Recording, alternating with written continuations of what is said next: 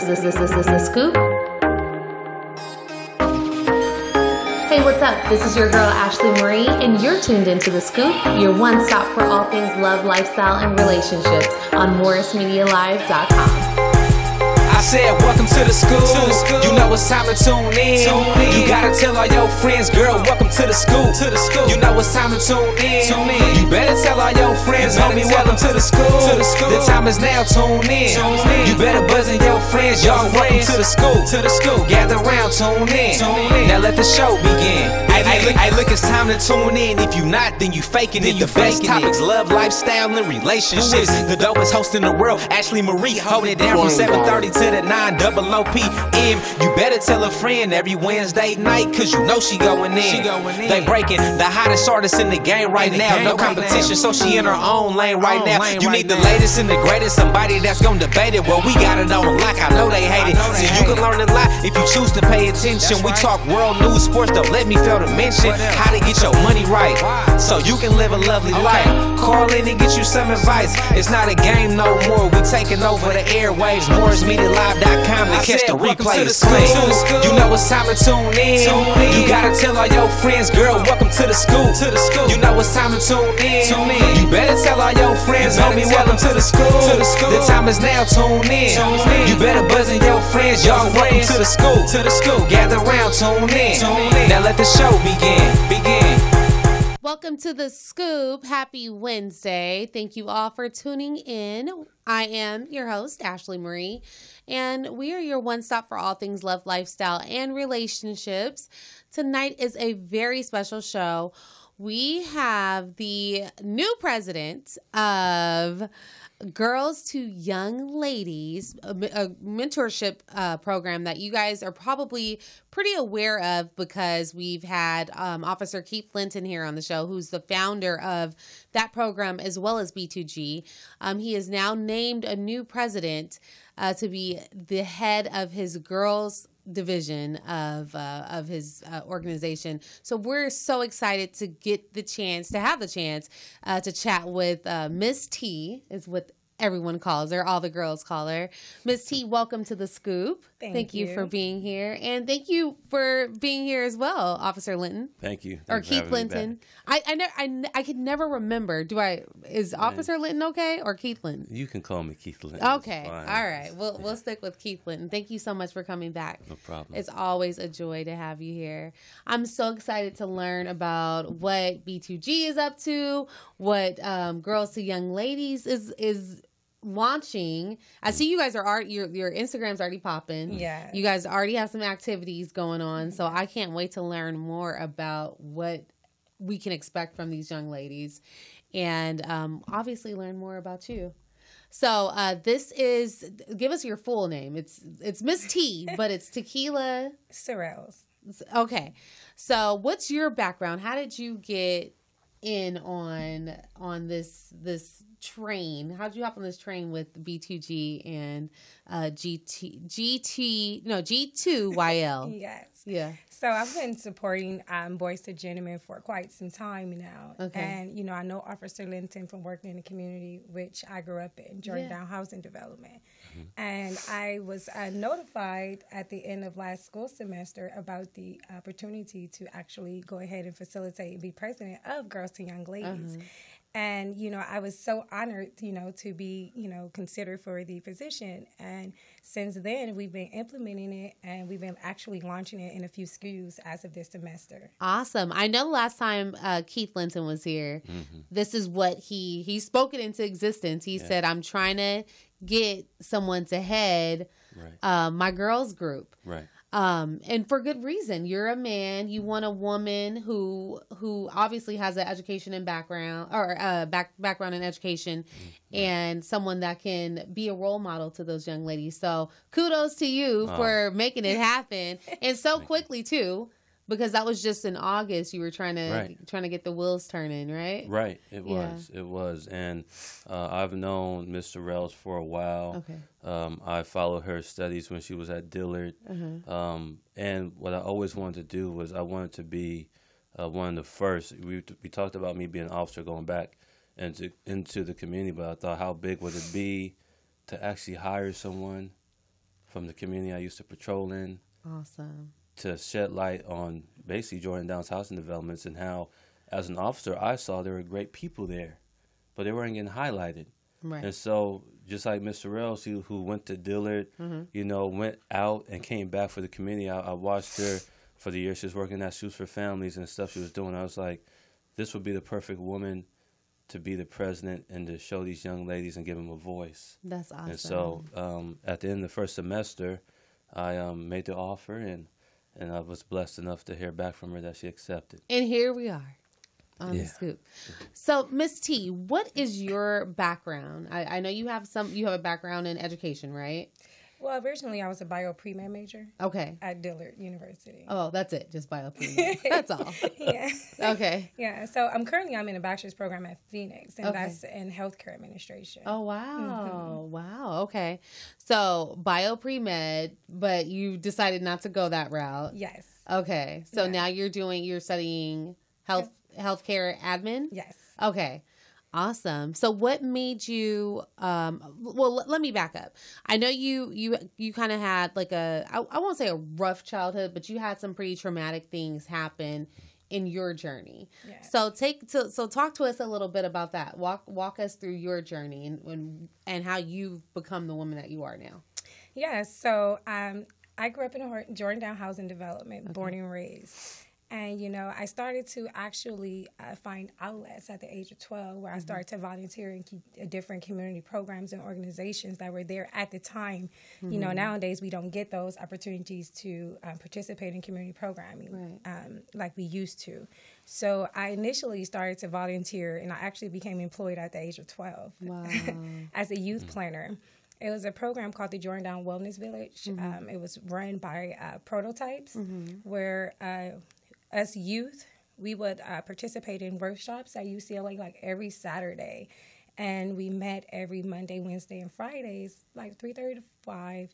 And we would discuss and learn about different educational topics such as substance abuse, safe sex prevention, STDs, lead poisoning at the time, and community beautifications, and all sorts of different topics. And our primary goal was to go out and educate the community. Okay. So I was like the little 12-year-old little girl that would sit outside the community center with my little table and my little pamphlets and my little STD stuff and condoms. And so I did a lot of that. With that, I did a lot of outreach, community beautification. And from there, it kind of laid down my set foundation for where I know now, because I was actually in an office setting. Right. So I was able to, answer phones and learn how to open and close offices, type memos, respond to emails, and the whole office etiquette. You were building skills and didn't realize and it. I did not realize it. So, from there, I was put in charge to do a PowerPoint presentation for funding. I was only, 13, 14. Me and another youth, his name was Glenn at the time, and we did an actual PowerPoint. They flew us to San Francisco. Oh, wow. Yeah, and we were like these little bitty kids doing PowerPoint presentation, trying to get refunded and things like that. And that's when I came into the whole understanding of, I didn't understand it then, but that's when I came into my first contact. Like, I'm here to help others. Right. Yeah. So, and I was. You had that aha moment. Yeah. So from there, 5 years later, I did witness the death of, two of my brothers. You were 18 at this time? Yes. 18, 19? Well, actually 17, going on 18. Okay. Yeah, and I was also a teen mom. Okay. And this was actually right before I actually went to Dillard, and, I lost my oldest brother to gang violence. I went to Dillard. While I was at Dillard, I lost my younger brother. So to the same thing? Yes. Okay. So due to that, I came home, and that's when I had made a mission, to give back to my community. Right. I didn't know what that meant at the time.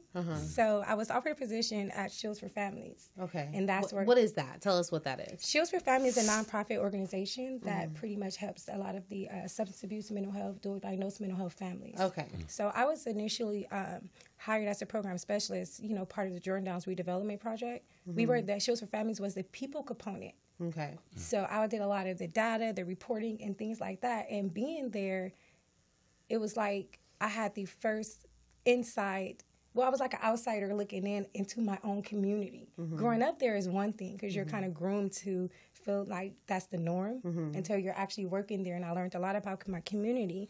And that's when I came and I watched Officer Linton with the Boys to Gym. I learned a lot about it. And I worked a lot with the girls there, trying to start up programs under Shields for Families there for the youth, because that was a missing component once the LA Corps was out of the contract. Okay. So I kind of led and had a rapport with a lot of the young women there into Jordan. So that's how I got into Forgiving for Living, which is a mentoring program. So I was actually a mentor at this point. And I had hands-on, like, wow, this is really a need. Right. This is really like a huge thing that really these girls need. They need somebody like them. Right. What are some of the things that you saw that stood out to you with those young ladies? A lot of the girls were they were lost. There was no guidance. A lot of teenage pregnancy, which I was one of those. And I realized a lot of girls were crying out for help, and they didn't really have that role model or guidance. And not to say, some parents, they just didn't know. Sometimes we just don't know. Right. And, a lot of the girls really gravitated to me and really, really, really needed. And they would speak to me about certain things that I wasn't ready for, but I was assured to go find the answer for them. Do you feel like they were, I'd say, more open to you than someone else that maybe didn't come from the community that they're from, or didn't have some of the experiences that they had? Yes, because when you come from communities like that where we come from, we are kind of sold a lot of dreams or a lot of false hope. So it's hard for the girls, let alone myself, people like myself, to trust outside individuals, outside people. What kind of that's very interesting. Like, what kind of dreams would you say that these young ladies are sold? Or like programs that they will put there and then remove them. Gotcha. Okay, so there's a lack of consistency. Yes. Okay. So you saw so they gravitated towards you. They knew that you knew their struggle. Because I grew up there. Because you grew up there. Yeah, and they watched me grow. They watched me be that positive young girl in the community, walking around passing out those flyers, even if I was cleaning up or participating in community union events, at that time. So it was easier for me to build that rapport from them because it was somebody that they saw go through the same things. And I was still experiencing those things because my mom was still a resident there. Okay. What so I know you did the program through your, I guess it was like the park or the recreational center, and you guys were going to classes at UCLA and all of that good stuff. What else would you say shifted your thought process and put you on the right track for success? When I lost my second brother, that's how I shifted my whole thing with my major, because it was like, me experiencing that with my second brother, it kind of like made my stomach just turn. So that, and me seeing a lot of grief and loss in my community, and a lot of girls crying for help in my community and just guidance. When I came home and me working there for those 5 years, being on the inside, that's what really geared me, and which ties also into how we came across a conversation, about a year or two ago at a camp. So I was mentoring the girls, and I was asked to go to this camp with the girls to participate as a chaperone for the girls, and which was one of his programs that was there. And I watched how they sat there with the kids, and they would talk about different topics and different discussions and things like that. And you were able to actually mingle and have a rapport with the girls. And it was a lot of the girls from a lot of the housing developments. And with the cabin that I was in, the girls just gravitated to me. And they were from Imperial, from Gonzaga, even from Nickerson. And when I saw that, I was like, wow, this is my calling here. I felt like I attempted to go to Dillard twice, but I was sent back home twice, too. And I was put in a community that I kind of resented because they took something from me. Right. But you were being forced to face that. Exactly. So I felt like I was forced to face it for a reason. And I feel like that's when I came in contact with my true calling. Wow. Okay. So go ahead. Awesome. No. Awesome. Oh, okay. Awesome. So what obviously you were somewhat familiar, or very actually familiar, with the Officer Linton's program. So what specifically made you hop on board with G2YL? Okay. So at the time that I got the phone call, it was so ironic because I was a homeless case manager. And me, case management, I oversaw the family crisis shelter, family crisis solution center, with all the homeless families would go to for drop-in. Okay. And when I saw the family dynamics of, these are actually mom with daughters and teenagers and children so far, younger, and that the moms needed guidance. Right. The mother was seeking out for help. And that's when I got the phone call. It was so ironic because it was like, wow, when I saw that need in those little girls, because I also worked with the TAY population, transitional age youth, ages between 18 and 24. That's a big crisis right now. What's the crisis with that? The homeless population, the homeless TAYs. There's a lot of youth that are homeless right now. I've even had a 17-year-old come across my office, but we couldn't help them because they're a TAY. And that was like an eye-opener, like, wow, these young youth need guidance. They just need to be pointed into the right direction. It's like they're hungry for it, but they just don't know where to start, where to begin. Yeah. And the fact that they're dealing with day-to-day issues and day-to-day challenges and obstacles that normal teenagers shouldn't have to deal with, it's hard for them to kind of step and look forward and plan for the future. So when I was instilling hope, and I was a homeless case manager still, it's going to be okay. You have to do this, this, and the other, but you have to be patient and be proactive, and it will happen.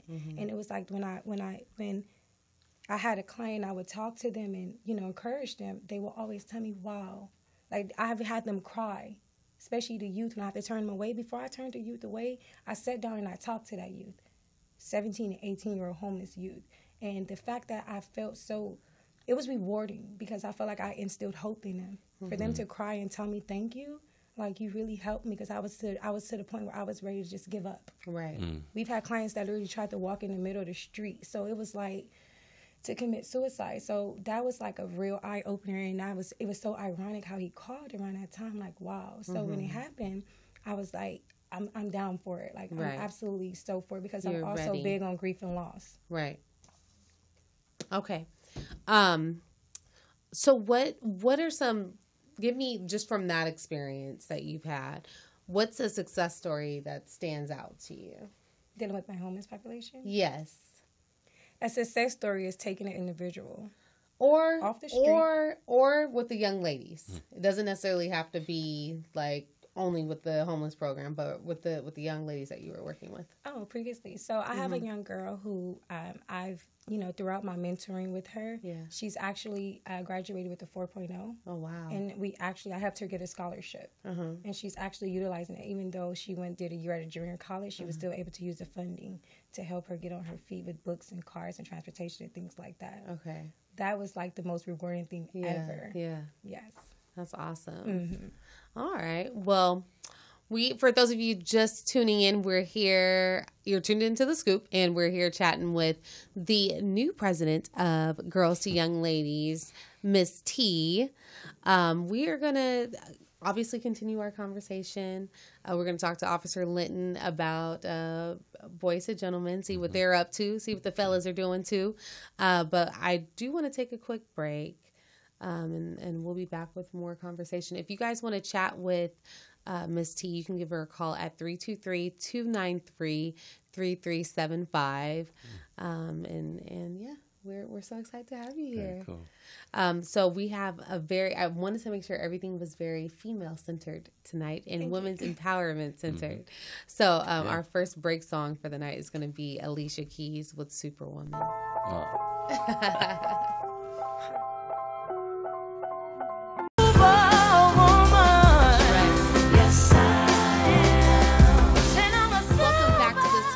Guys, that was Alicia Keys with Superwoman. We are here in studio hanging out with the new president of Girls to Young Ladies, a mentorship program that's actually a spinoff from Boys to Gentlemen, founded by Keith Linton. But we're hanging out with Miss T, who has been crowned the new president of the program.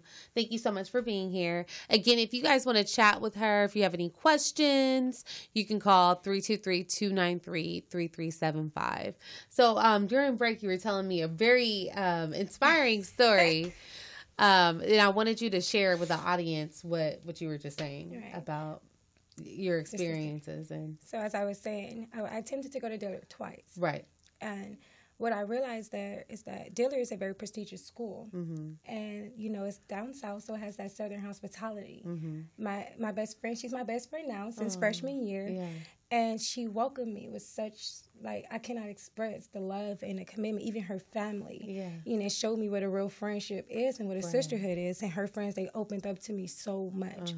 And, you know, when I came home, you know, it kind of hurted me because I was like on this move, like, yes, I represented my community very well, but it was hurting and saddening because my community kind of tore me down a little bit. You know, oh, she thinks she's better than, she's too bougie, she too good for the hood. But it wasn't that. It was just that I kind of found myself there. And I was just on a different move, on a different purpose when I came home. And that just go to say, and that's what made me go ahead on this whole sisterhood movement, to uplift one another versus tear another person down. Right. I tell my girls, if you see a queen down, you pick up her crown Right. and you uplift her because you never know what she's going through in life. Right. And that's to say, people judge a book by its cover, but never know what the inside What story that really backstory is. Exactly. Right. So what is your vision for, you're obviously, how long have you been the president of the program of Girls to Young Ladies? Since the end of last semester. Okay. So quite new. Quite Yeah, it's fresh. very Yes, fresh. yes. Okay. So what's your vision for the young ladies? Like, what did you come on board and say, this is what I want to see happen with these young girls? So I told my girls, I have a platinum rule.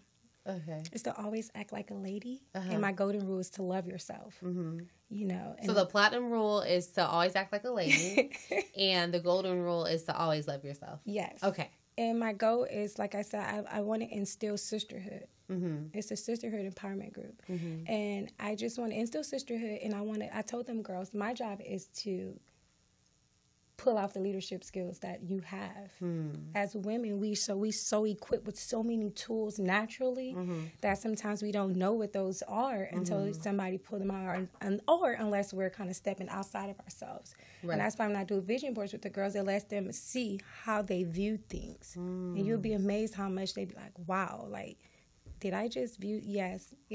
So, you know, that's my whole thing with them, is just pushing, instilling their leadership qualities. Okay. Allowing them to see their characteristics, and pushing for sisterhood. Okay.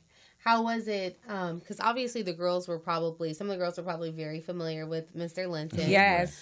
So how was it when you came on? You were the new person on board. So how did they take to you? Welcome me with open arms. So they were happy to Girls see and you. young ladies, are we going to start it? When are we going to have it here? I was just like... So they were ready to get rid of you, Mr. Linton. Yes. They don't even know who They I don't am know now. They you. walk right They walk past right past him. I don't matter. Only my young men still remember who I am. The They young know ladies, you. they done left me. They So, left you. Okay. Yes, and it made it so easier because I was like, I had a little anxiety, like, oh my God, I'm going into the schools and this and that, how the girls are going to react. Yeah. But it was just so welcoming, from the girls to the staff, including some of the principals. Are amazing. Yeah.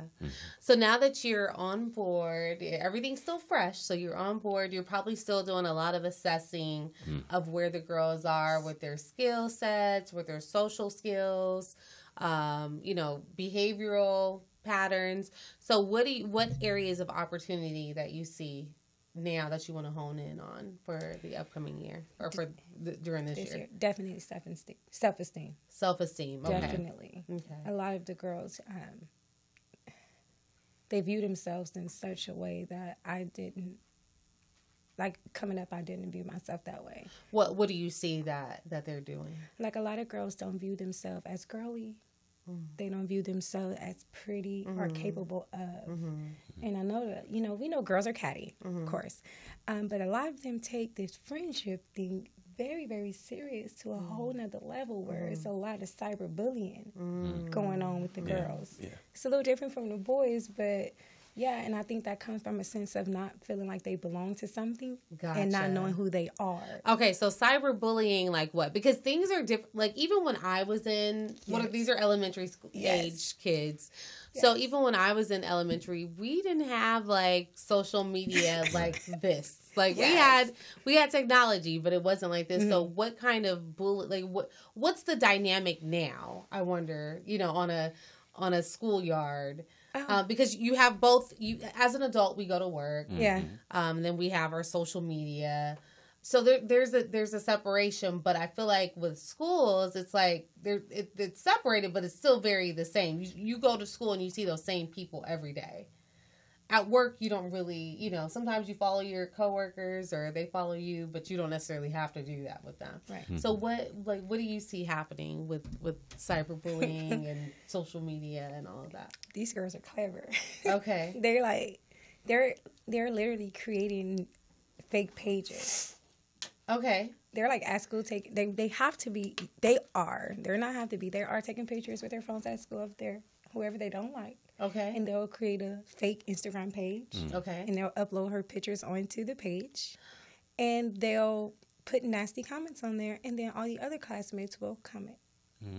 And that kind of tears that little girl down. So they create a fake page this is a bullying tactic, obviously. So they create a fake page for whatever young lady that it is that they don't like, whatever student it is that they don't like for the moment.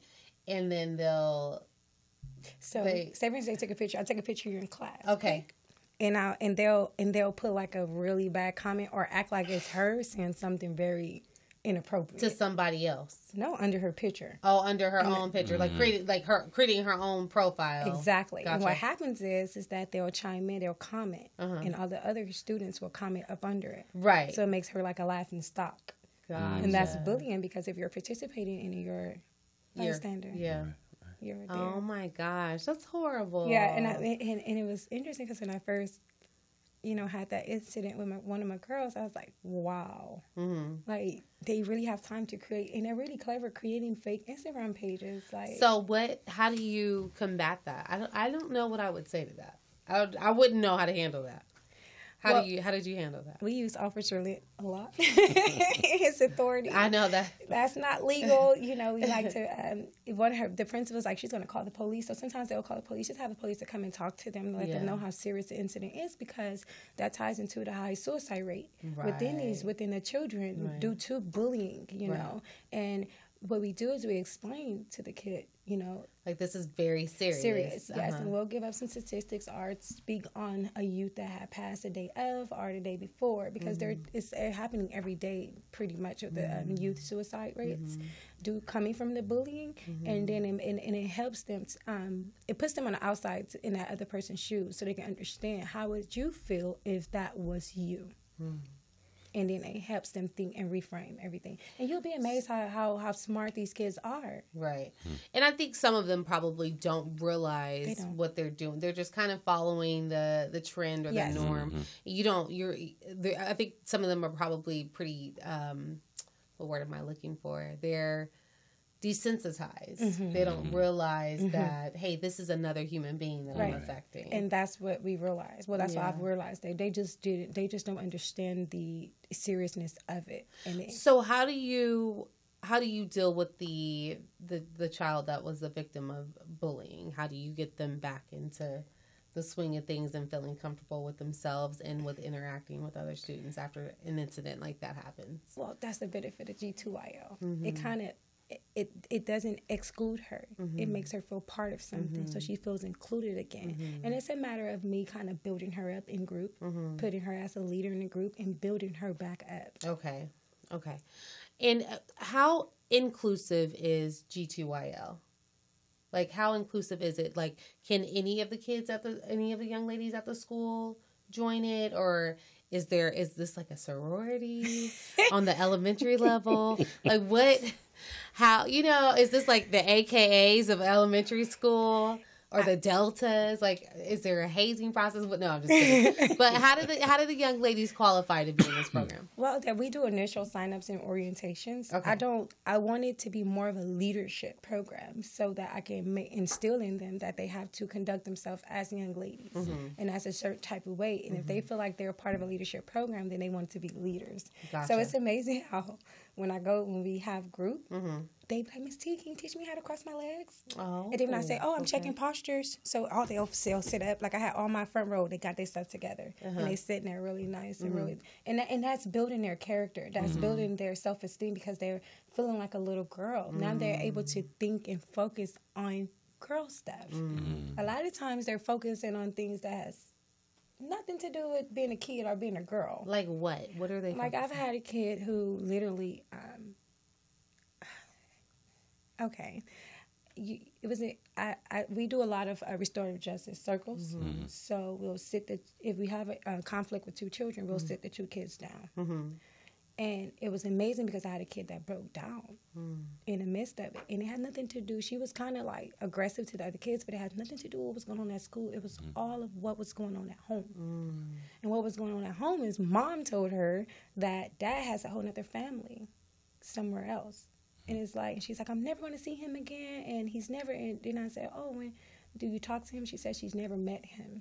So it's like, it's a lot of conversations that, you know, adult-like conversations that they kids shouldn't be focused having on. and shouldn't be focused on, let alone some of them. And you've brought that up too, Mr. Keith Linton. You've said that you've noticed that the kids are focused on adult issues when they should be focused on being kids. Right. Yeah.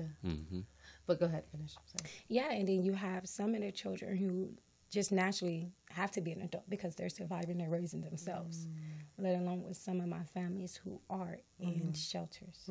So a lot of the kids have to deal with that.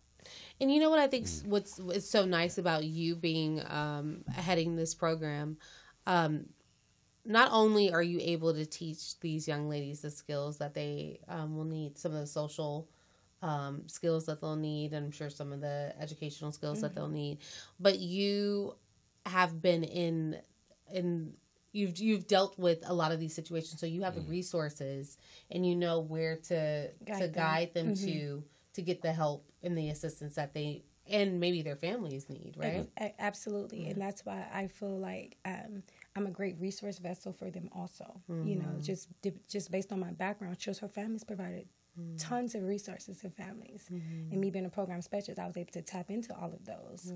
I worked alongside a parent specialist who helped me with my parenting. When I had issues, I would go to the parent specialist, and I didn't feel anything about it because parenting doesn't come with a handbook. Right. I was a teen mom. Right. So it's like I went to a pregnancy school, Thomas Riley High School. Okay. And from there, I was able to go back. My senior year, becomes head of my leadership, senior class president, and all of that thing on a permission to prove that just because you're a teen mom doesn't mean that you cannot live your dreams and go into college or whatever your future endeavors are.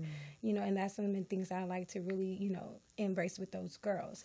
How did you not fall into because I feel like a lot, like people become teen moms and I feel like it can go one way or the other. Yes. It either makes you grow up really fast or you don't accept responsibility and you continue to mess up, so to speak. Yes.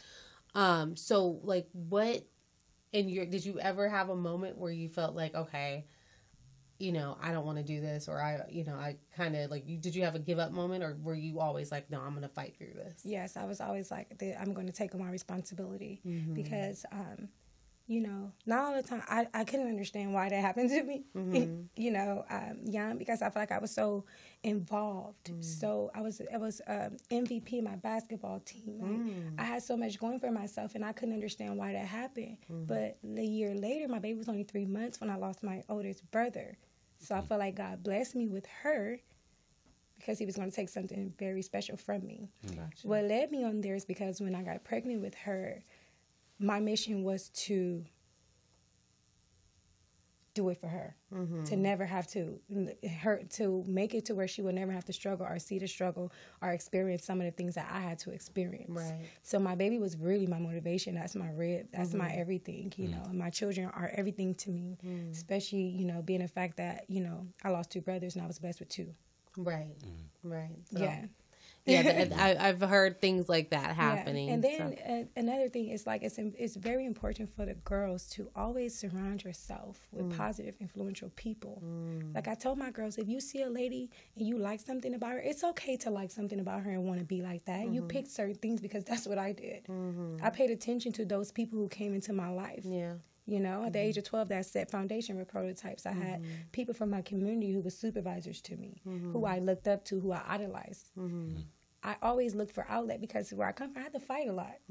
I didn't want to fight. So I would go play basketball, go to the gym and try to get into positive things. So that's kind of what kept me away and out of things, and let alone my mom though, because she wasn't going for it. Right. Yeah. So, yeah, I was one of them little girls, like literally trying to stay positive, trying to keep away from, you know, this crowd or fighting all the time and things like that, you know, in which I had to because I had to.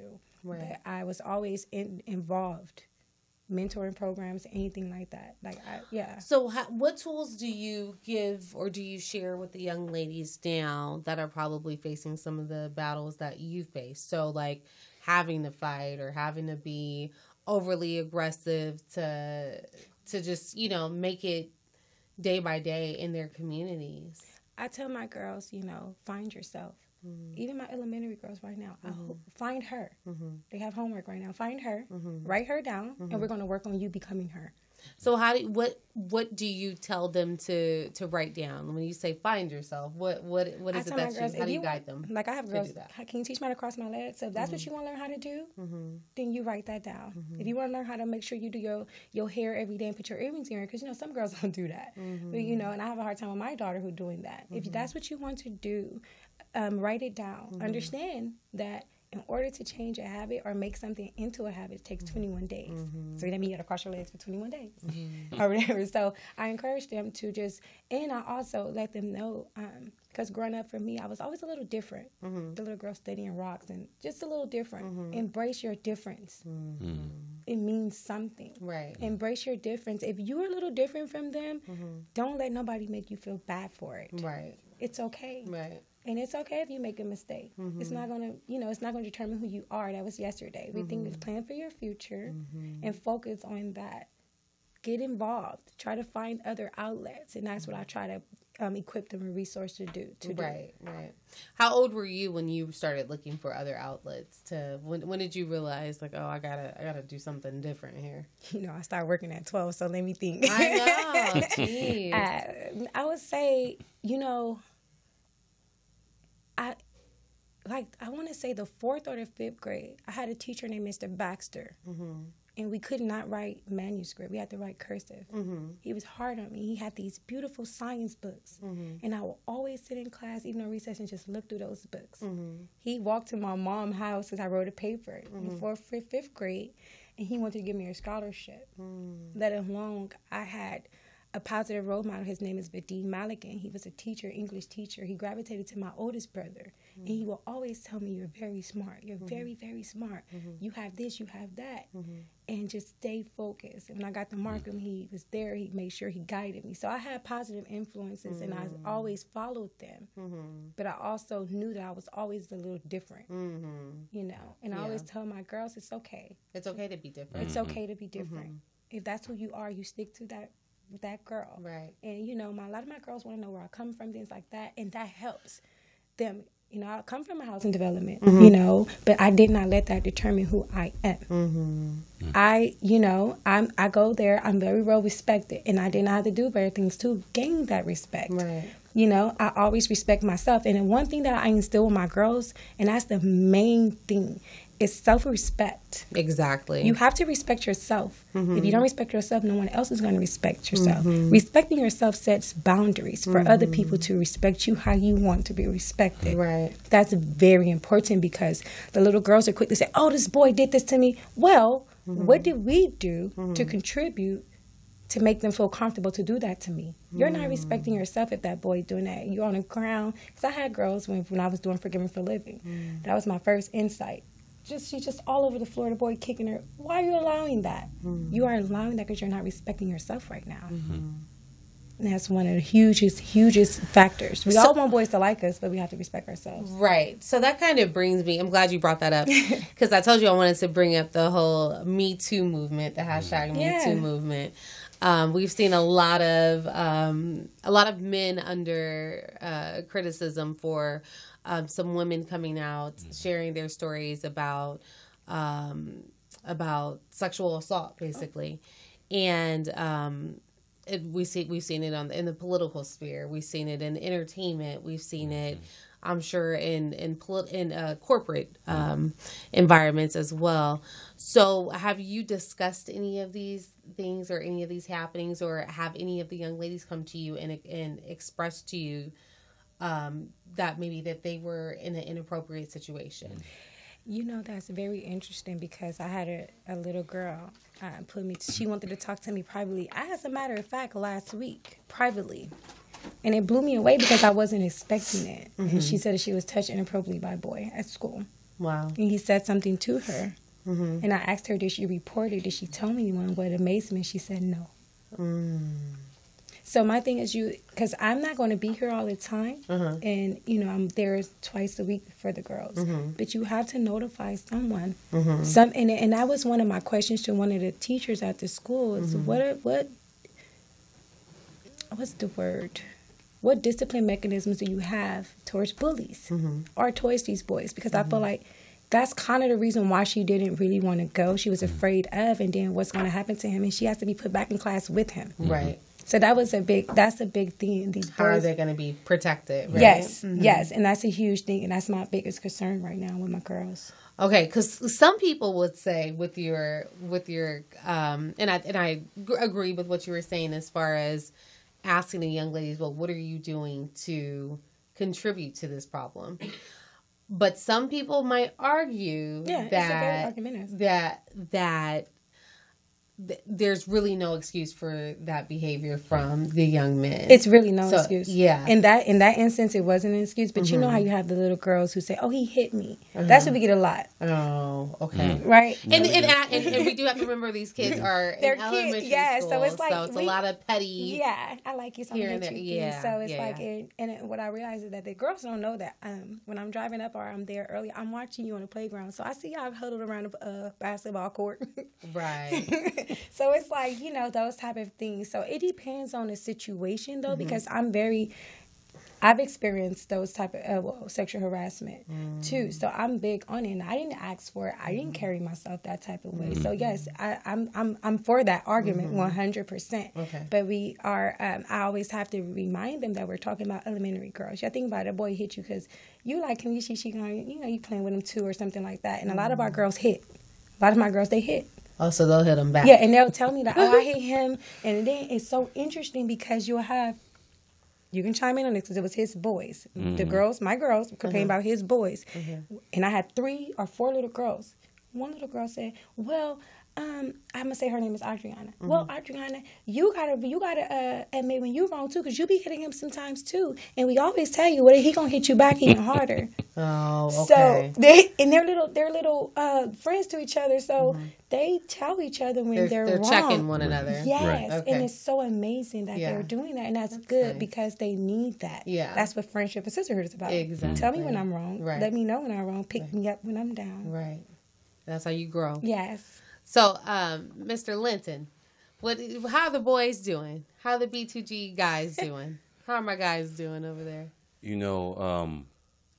Miss T is at a couple of my schools where we have B2G implemented. Uh-huh. And so what I did was when they started Girls Young Ladies, I walked in on their orientation. I let all the girls know that I am your personal bodyguard.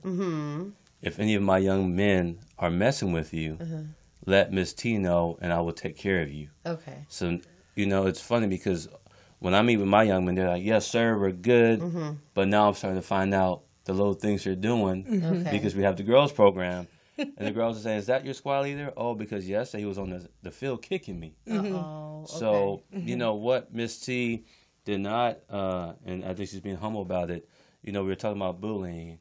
She started, along with Miss Davis from 66th Street Elementary, a kindness campaign. Do we know Miss Davis? Yes, okay. from 66th Street Elementary. Okay, We talked about her last time. Yes. Awesome Is that where I went? You went to Miss Turner at Charles Barrett. Okay. Right. All right. 2 awesome principals. Okay. Yes. But we've all put together something called a kindness campaign, and that's to help combat and eradicate bullies at different campuses. But how are my boys doing? Well, real quick, because you wanted to know what was new. Yes. What's new, and it's a sad data, but what's new is that across LA Unified right now, if you are a young Black or Hispanic boy and you're in 3rd and 4th grade, what's new is that 75% of them can't read at their reading level. What's new is that 50% of my young men that are 10th grade and below are not at the right math level. Oh, okay. What's new is that 30% of our boys, only 30% feel included when they're on the LAUSD campus. Wow. So when they're in B2G, the data reveals now that 95% of them feel like they're included in something bigger than the school, something bigger than themselves. Right. And that's why we now have a pathway to literacy reading program, and we're still doing our stocks and bonds. So we're seeing reading levels go up. Okay. We're seeing math levels go up. And the biggest thing about everything is that inclusion.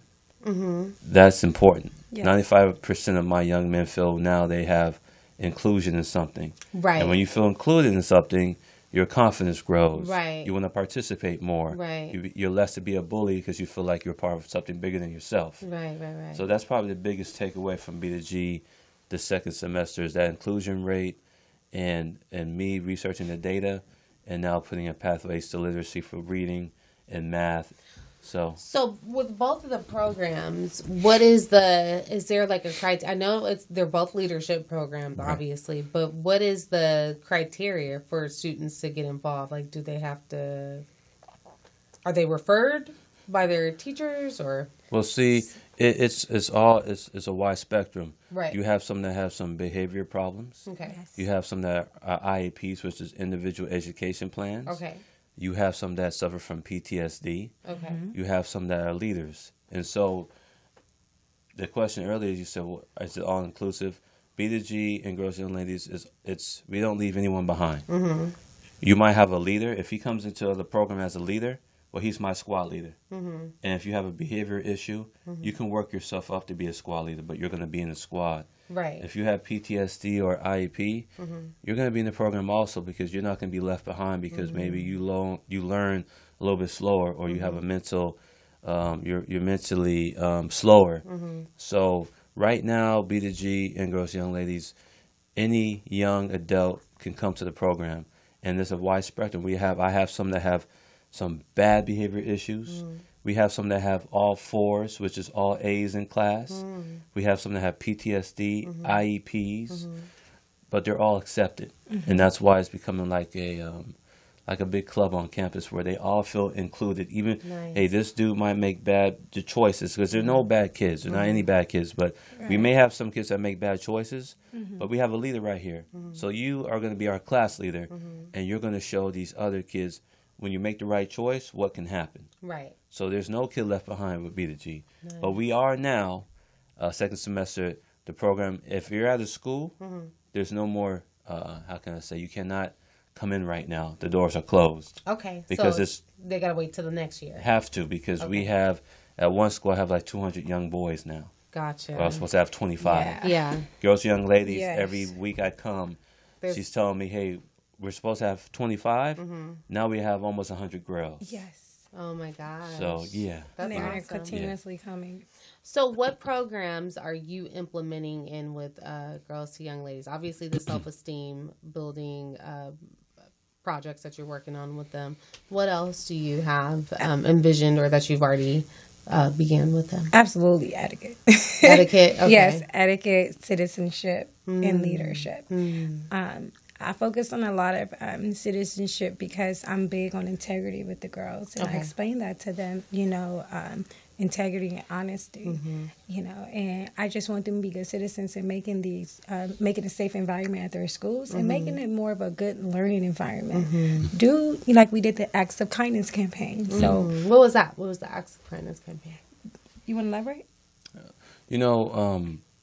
We all got together. They were having a big bully problem at 66th Street Elementary. There's a movie that came out, and I cannot remember the name of the movie, but they have a kindness campaign on the internet. And so we got together and we said, well, we can do acts of kindness. And so now if you're at 66th Street Elementary and you get caught being kind, you'll get like a little, almost like a scent that says caught being kind. Acts of kindness could be, for today, you have to smile at 10 people, or you have to open the door. And it don't have to be a young man or a young lady. It doesn't matter who it is. We just, instead of saying bullies, bullies, bullies, we changed the language, and now it's acts of kindness. That's nice. Yeah, so at that school, we have kids opening the door. If they see Miss T, they may help her with her stuff to the classroom. Or they may just smile at a student or pick that student up. So Miss T and Miss Davis, they're the ones that put the whole campaign together at that school. It's been going for about 2 weeks. We're gonna go, I think, into February through Black History Month. Yes. But it's already reducing behavior referrals Really? at that school, Okay. and reducing the bullies on campus. And Yes. You and know how what it that's is happening. too? I think you're focusing on the positive versus Right. Yes. the negative. You're not Right. focusing on, you're not honing in on bullying. Yes. You're Right. focusing on acts of Yes. kindness. Right. And I think that helps a lot, just to focus on the positive, right? Exactly. I used to, we had those kind of things. I think we probably all did, like in elementary school. I used to hate them because I would never get caught doing the right thing. Like, can I get a green Right. card, please, Right. somewhere in Right. this? Can I get some love? It was always everybody else. Like, I'm behaving, Right. and I'm not getting any love here. But yeah, so your kids at home are what age? 6 and 12. 6 and okay, 12. Wow. Yeah, Okay. I have a middle So, schooler. so yeah, she's a big girl then. So the 6-year-old, what do you teach him? Like what He actually teaches me. he teaches you? Okay, He's the he one- keeps you in check. Yes. Okay. So when we were doing the Act of Kindness campaign, that's how I created the whole pledge. Okay. Because my son, like, you know how you get, because my son, he wasn't a bully, but I feel like the things we were saying to him were kind of letting me know that he's kind of having a bully. Because the little boy said, "You think you're cool?" So I'm like, "Well, say something to tell him I am cool." He said, "No, Mom, the teacher said you have to walk right on over there and tell her, and they're going to get into bigger trouble. And you have to be very honest, because if you don't be honest, okay. nobody's ever going to believe you again." So I'm like, "Oh, okay, I'm going to use that." Right. Integrity, they did a whole spirit week at his school. Mm-hmm. And integrity, he had to recite it. Integrity is when you're doing the right thing, even when no one else is watching. Right.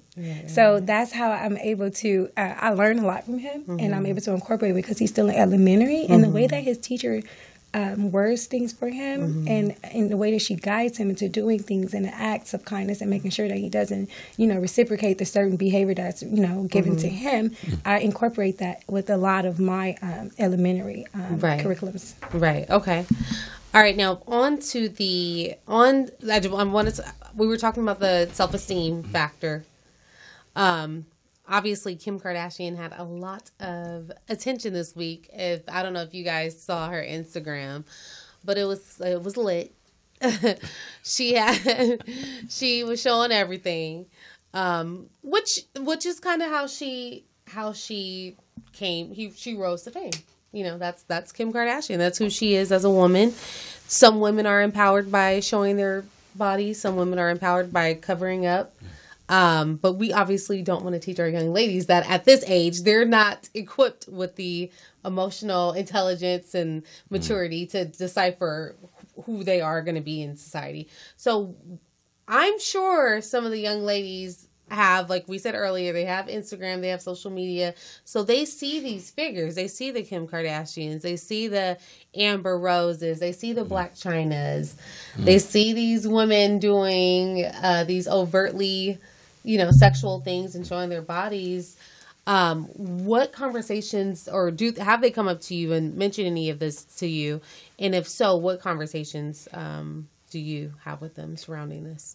Actually, they haven't. Not as of yet. Okay. And since you brought it up, I will be bringing it up in our next group. Because I deal with the middle school girls soon. It's interesting to get their insight on it. Yeah, maybe the middle school girls would be Absolutely. And I definitely would bring that topic up to them girls. Yeah. But I haven't really had a chance to really deal with too much of the media stuff yet, as of yet. Okay. They're more focusing on more so, like, they like to cross their legs. I don't know why these elementary girls. It's like a thing, right? It's like a thing. Yeah. But I feel like that's why the way I dress and the way I carry myself, It's the way very I talk, important. is very, very important because they're watching you. They're watching me, Yeah. and you'll be amazed. They know the eyebrows, the eyelashes. They looking at your earrings, and they love shoes.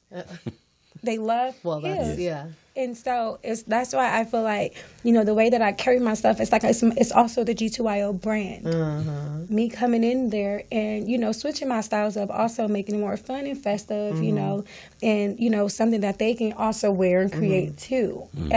That's very important to the girls. And, and that's why I focus on a lot of the etiquette part. And I instill love yourself. I instill to always act like a lady. Those are the things that I like to instill in them girls. And that's why I go hard on that. The self-esteem. Right. So when they see those images, Yes. they'll be able to think back on the things that you taught them and see that the two don't line up Right. necessarily. Do you think it's ladylike? But and that's they'll let you know how they feel too.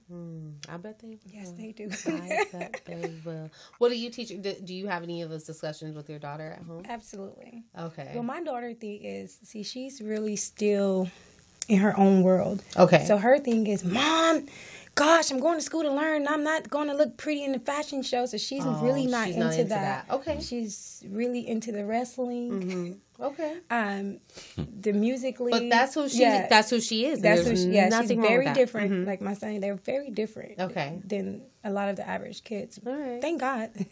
Okay. Good. That's awesome. We love that too. So I guess we can take a quick break.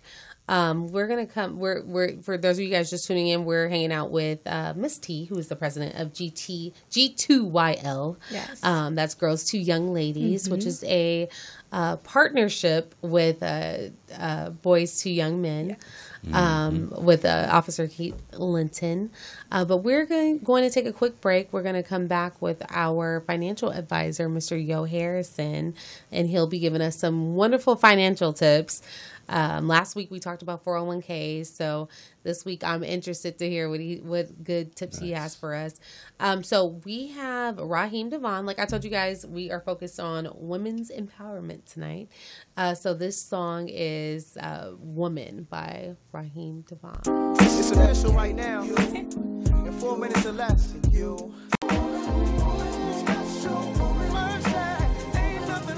Welcome back to The Scoop, you guys. That was Raheem Devon with "Woman." You are tuned into The Scoop, your one stop for all things love, lifestyle, and relationships. We're here hanging out with Miss T, who is the new president of Girls to Young Ladies.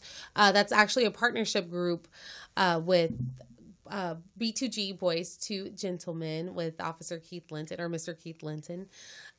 So we've been chatting with them. They've been giving us the scoop on all of the wonderful things that Girls to Young Ladies has going on this school year and for the next school year, and what you have envisioned. So we appreciate your time. But we do have our financial advisor, Mr. Yo Harrison, on the line to give us some wonderful financial tips. Yo, are you with us? I hope so. Can you hear me? Yeah, I can hear you. Welcome. Oh, thank you. I am officially on video this time, but it doesn't look like I'm on video with you. No. Maybe it'll come up. I You can promised stay on Obama video, in the though, because background. maybe it'll come up. Say what? I said stay on video, though, because maybe it'll come up at some point. Oh, okay. But Obama, I promised last time that Obama would be in the background. You did say that after Tyrell was on. Yes. Commissioner And Tyrell Holcomb. Obama is back there, I promise. Is he? Okay. Well, we definitely got to get a video shot. Because Strategically Tyrell placed upstaged myself. you. He had Muhammad Ali. He did. So I don't have Muhammad Ali. Your choices were Barack Obama, or Bob Marley. So Barack Obama. Well, I just have to say, well, first of all, thanks for the opportunity to be on. My name is Yo Harrison, aka Johans Harrison. You can find me at The Money Script on Instagram, at The Money Script on Twitter, and Your Money Script on Facebook. And my intention is really just to raise the awareness of financial literacy, to help individuals to reach their potential, to increase their own self-esteem when it comes in the area of finance, because I know that's an area that a lot of us struggle, especially in the Black community, in the Latino community as well. So that's my intention for really being here. And I just have to say, Ashley, tonight I'm really just in awe of the work that has been done with the young girls. What is it? Say it again. How do you say Girls to young. Oh, go ahead, Miss T. Girls to young ladies. young ladies? As a new father of a young lady, or young girl now, soon to be young lady, and as a father to a 16-year-old young man. Wow. I certainly 100% appreciate all of the work that both of you are doing, and it's necessary. I've been in Long Beach school systems I was in LAUSD for a while, and then Long Beach school systems with my son, and he has an IEP, so I know all about that. I know about the labels and stuff that comes with it. He was telling me a story today that he's in a charter school, so it's a new program that he's in, where he does a lot of self-study, but there's a few classes that he's still required to take in the classroom. Mm-hmm. And of course, his IEP follows him wherever he goes. Mm-hmm. And he strolled into class a little late this morning. And when he came in, there were some words that were said where the teacher, basically was telling him that he had no, the nerve of him to show up late, and how everybody failed the quiz, and she was sure that his scores were just as low as everyone else's. But then as she searched through the quiz scores, because he has learned how to kind of advocate for himself, and he said, "Really, what was my score?"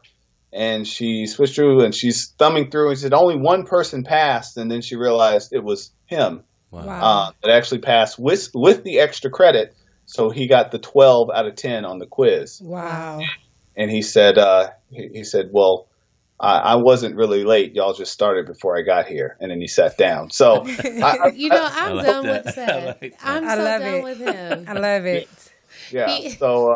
He was using his comedian chops on her. He did. Well, once he knew that he was in the right, he was wrong for being late. Right. But for her to just assume that, the black kid with braids that's always listening to his headphones doesn't know what's going on. I mean, that's what's funny is that, and I'll just say this about the IEP and we can move on, but his teachers, I find when he gets a new teacher, they pay more attention to his IEP than his GPA. Mm-hmm. I mean, the kid's got a 3.6 GPA, but they focus on the IEP. I'm like, yes. I understand. Yes, he's got some things he has to work through. He struggles with social cues sometimes, but he's different. He learns differently than we do, is what it is. And and yes, we have this IEP to protect us from your laziness at the end of the day. Mm-hmm. And I'm not saying that every teacher is lazy, but I'm saying that I've met some that are.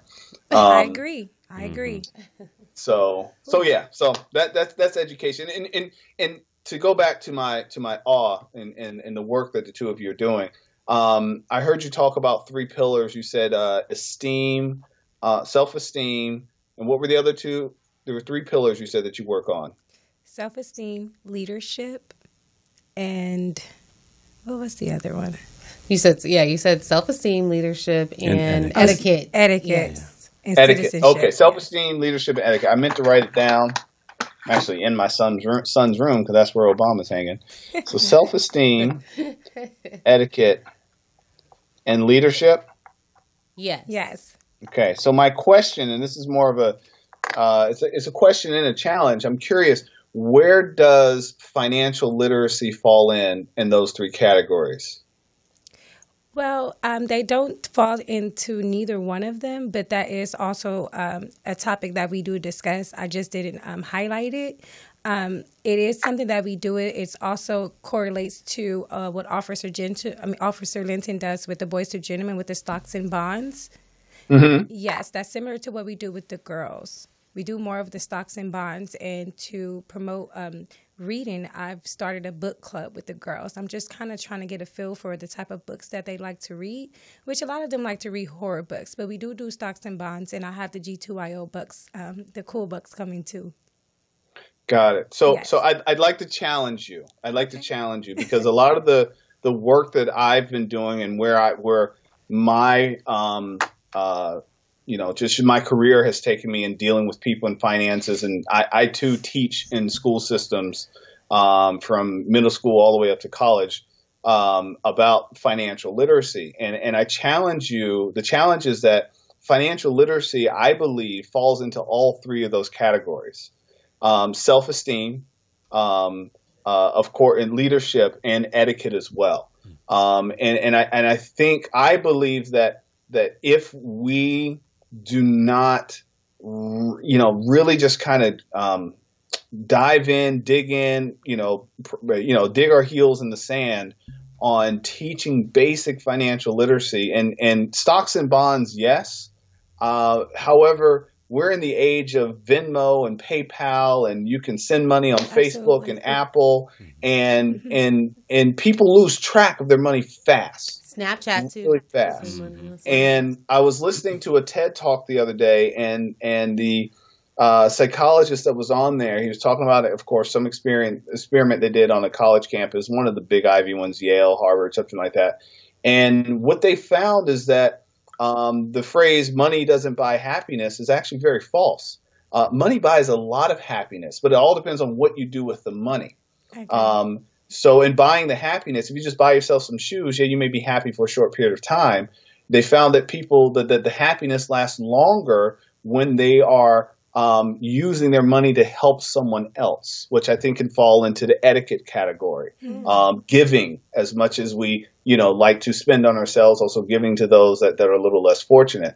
And then in getting to the leadership piece of it is helping each of us to teach one another what we know about money, because it's been missing out of our school system. And I feel it was on purpose. That's just me. That's my own feeling. But it hasn't been in education system. And the only other place that our kids are going to learn it, if they don't learn it in school, they're going to learn it from home. Exactly. And if they're coming from a, upper lower class to lower middle class lifestyle, or even some of the middle class lifestyles, there's not going to be a lot taught. Absolutely. And I find that we send our children off, they graduate at 18, and you have the percentage of them that go to college and still don't learn about money, learn a lot about how to do something else except when it comes to money, or they go into a profession not knowing about money.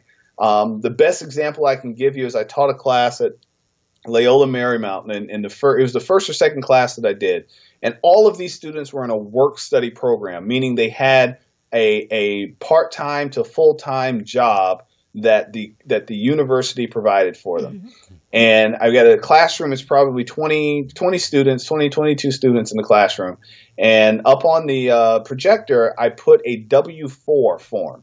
So a W-4, if you've ever had a W-2 job, actually, I know what a W-4 is when you have a job that pays you wages and they withhold the taxes, you fill out a W-4, telling them your name, your social security number, so they can associate that with your tax file with the IRS and with Social Security, et cetera. I put this form on the board and I said, raise your hand if you filled one of these out before. Mind you, every student in the classroom had a job. Not one person raised their hand.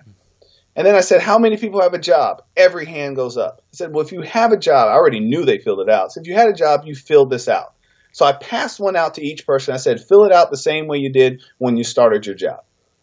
And no one could fill the form out properly. And what I realized is that they all were just doing guesswork, or they were looking at the paper of the person beside me, but they knew they had to fill it out, so they just did. And so it blows my mind that we don't, at least at the senior level of high school, or maybe even the sophomore level, whenever a kid is eligible to get a work permit, we don't teach them how to fill out a W-4. Yes. Yeah. So I challenge you, and I ask of you, I implore of you, please, if you can find a way to bring money into the conversation, even with the conversation about Kim Kardashian.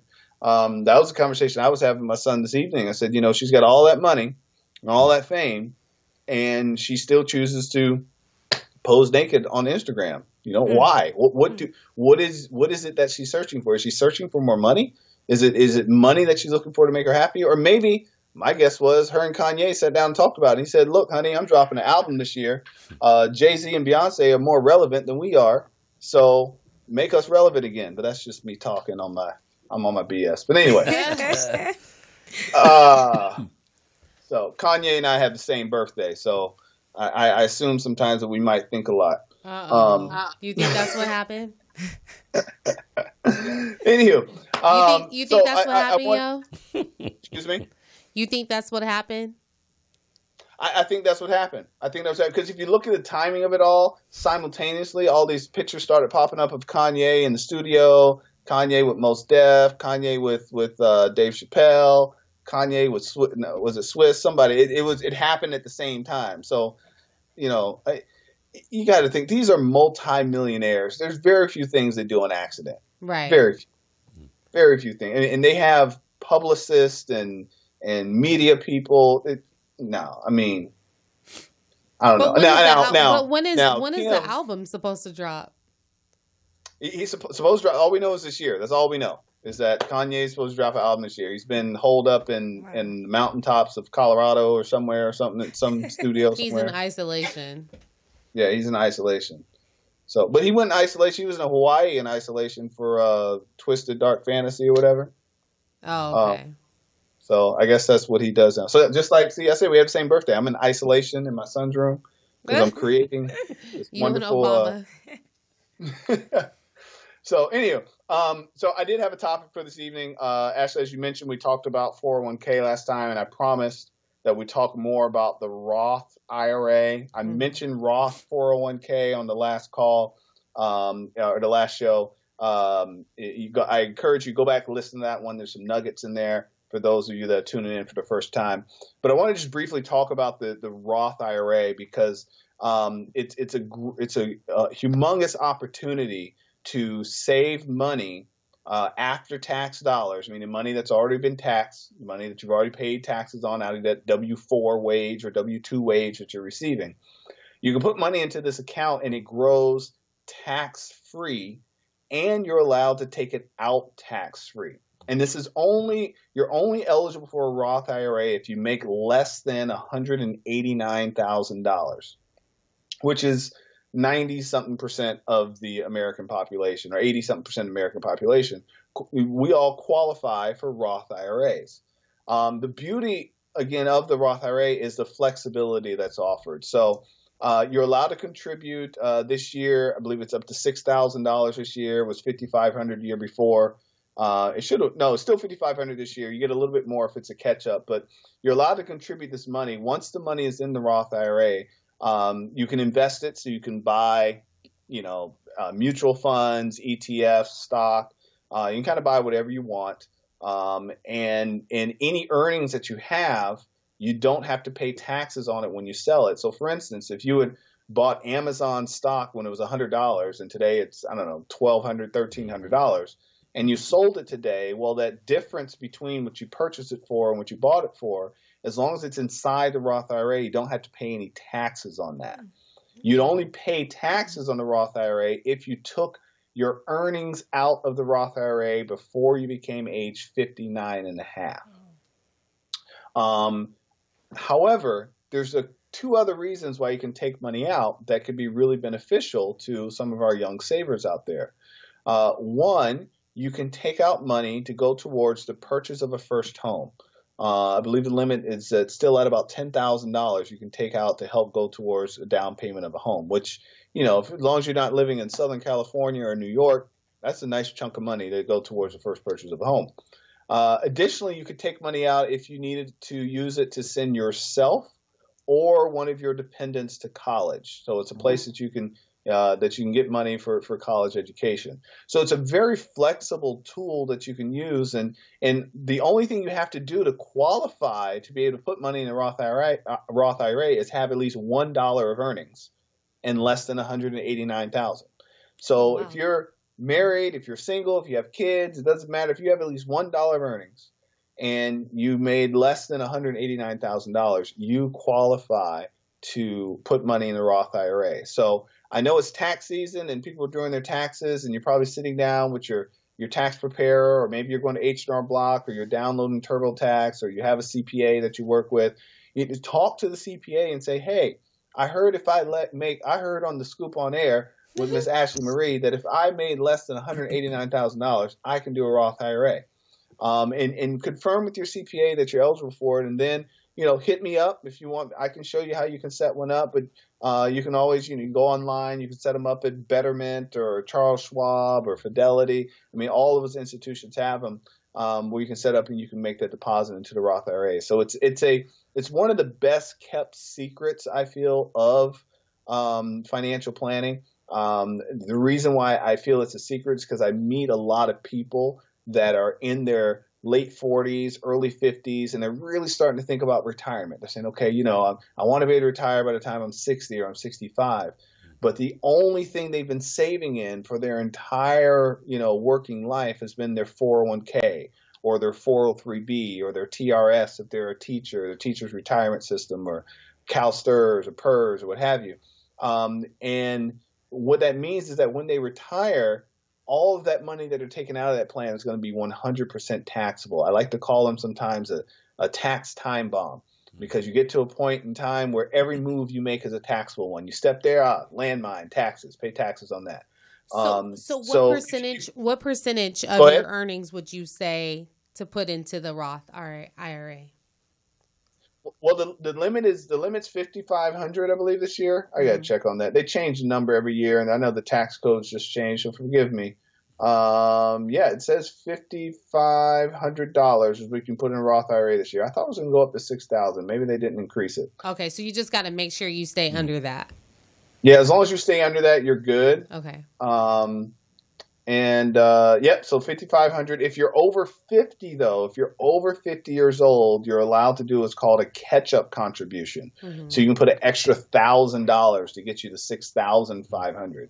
So as long, in any company you set up a Roth IRA with, if you over contribute, most of them are pretty smart enough to let you know. Say, hey, you put in too much, and then you just got to take it back out.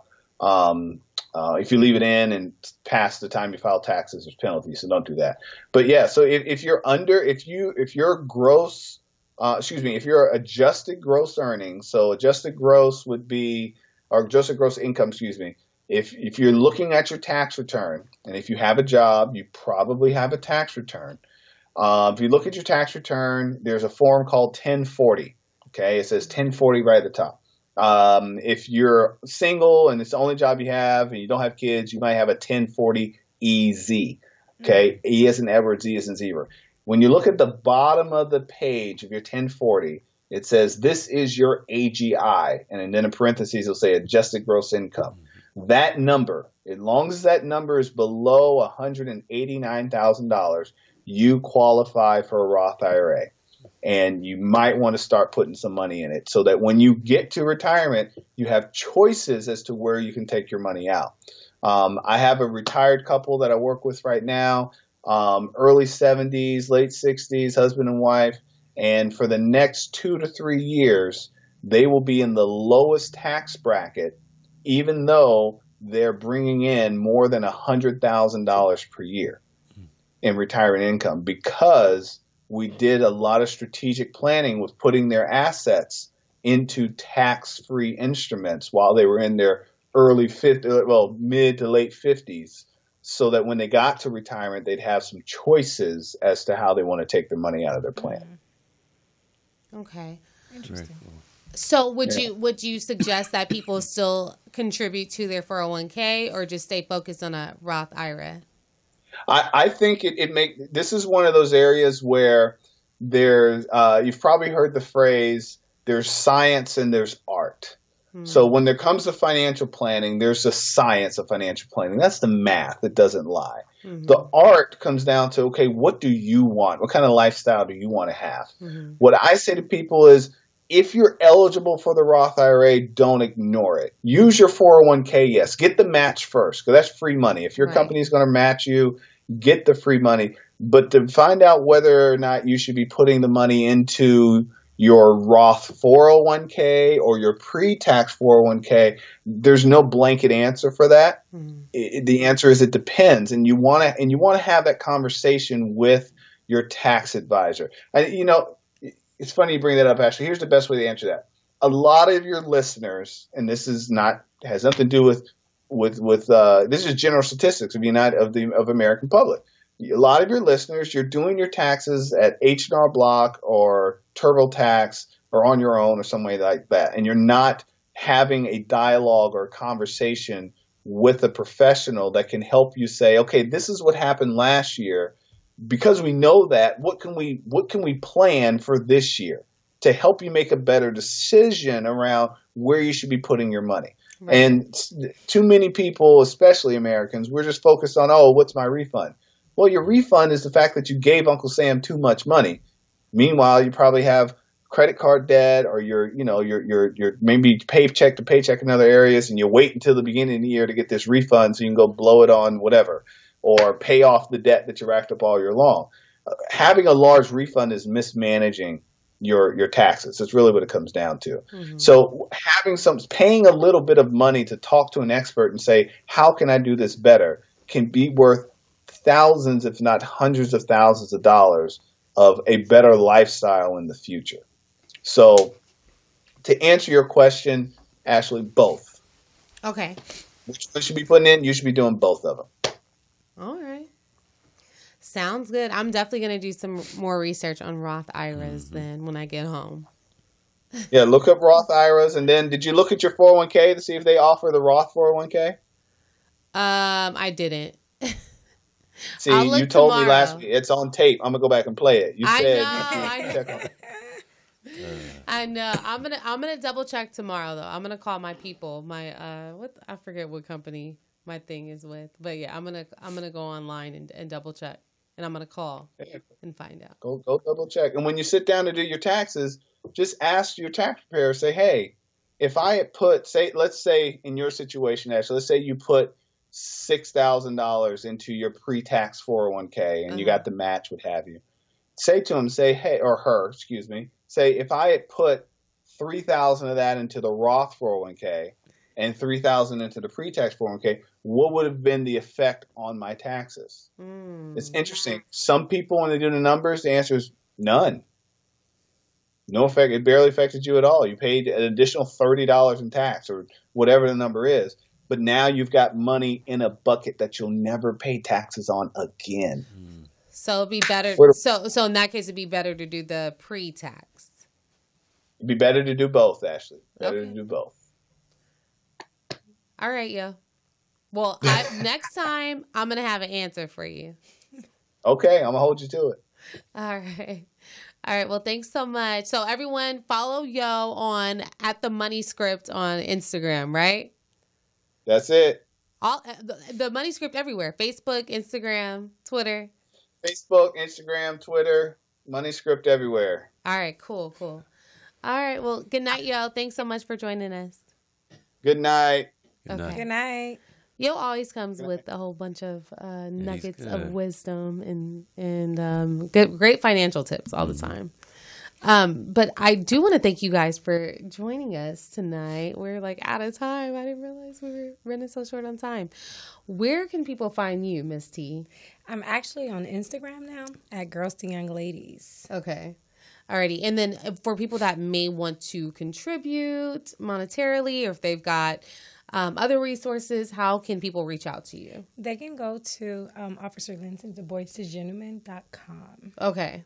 And then they can reach out to you. They go through Officer Linton. Yes. And then he'll facilitate everything. Absolutely. All right. And also, Girls and Young Ladies, they do have a Gmail.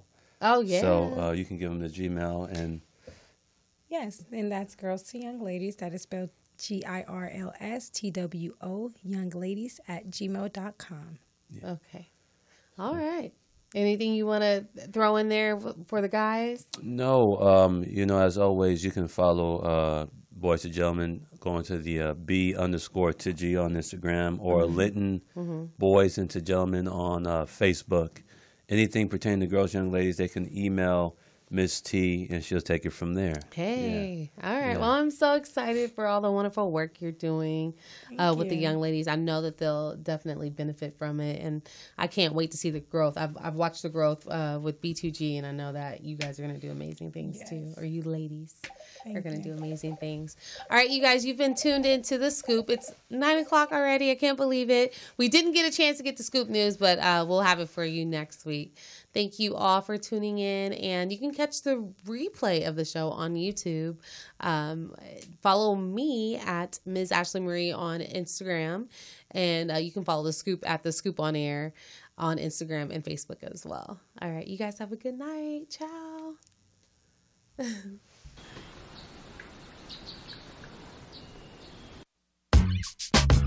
Lucy Lou.